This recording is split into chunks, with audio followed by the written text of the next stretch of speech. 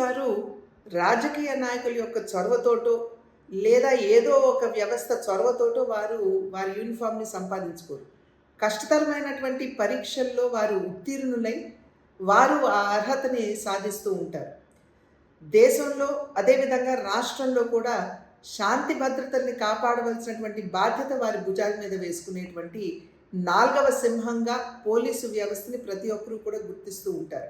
వారి ప్రాణాలని ఒడ్డి శాంతి భద్రతల్ని కాపాడటంలో వారు ఒక ప్రధానమైనటువంటి భూమికని పోషిస్తూ ఉంటారు.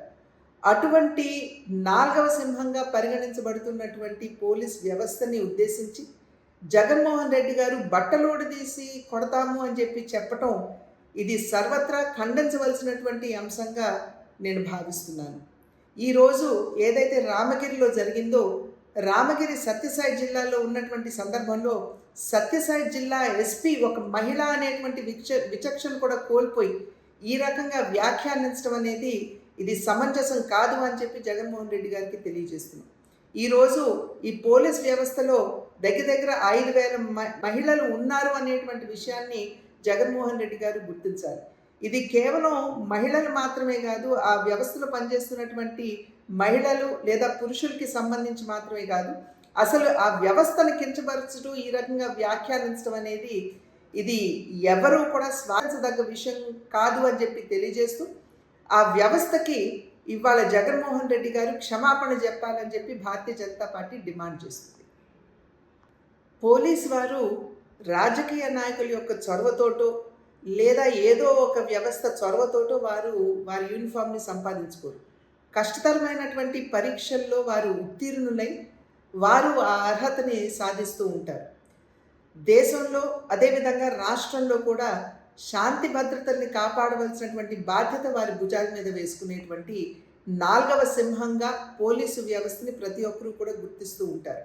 వారి ప్రాణాలని ఒడ్డి శాంతి భద్రతల్ని కాపాడటంలో వారు ఒక ప్రధానమైనటువంటి భూమికని పోషిస్తూ ఉంటారు.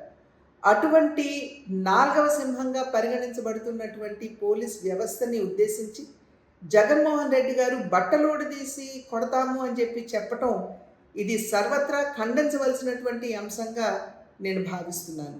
ఈరోజు ఏదైతే రామగిరిలో జరిగిందో, రామగిరి సత్యసాయి జిల్లాలో ఉన్నటువంటి సందర్భంలో సత్యసాయి జిల్లా ఎస్పీ ఒక మహిళ అనేటువంటి విచక్షణ కూడా కోల్పోయి ఈ రకంగా వ్యాఖ్యానించడం అనేది ఇది సమంజసం కాదు అని చెప్పి జగన్మోహన్ రెడ్డి గారికి తెలియజేస్తున్నాం. ఈరోజు ఈ పోలీస్ వ్యవస్థలో దగ్గర 5,000 మహిళలు ఉన్నారు అనేటువంటి విషయాన్ని జగన్మోహన్ రెడ్డి గారు గుర్తించాలి. ఇది కేవలం మహిళలు మాత్రమే కాదు, ఆ వ్యవస్థలో పనిచేస్తున్నటువంటి మహిళలు లేదా పురుషులకి సంబంధించి మాత్రమే కాదు, అసలు ఆ వ్యవస్థను కించపరచడం, ఈ రకంగా వ్యాఖ్యానించడం అనేది ఇది ఎవరూ కూడా స్వాగతించదగ్గ విషయం కాదు అని చెప్పి తెలియజేస్తూ ఆ వ్యవస్థకి ఇవాళ జగన్మోహన్ రెడ్డి గారు క్షమాపణ చెప్పాలని చెప్పి భారతీయ జనతా పార్టీ డిమాండ్ చేస్తుంది.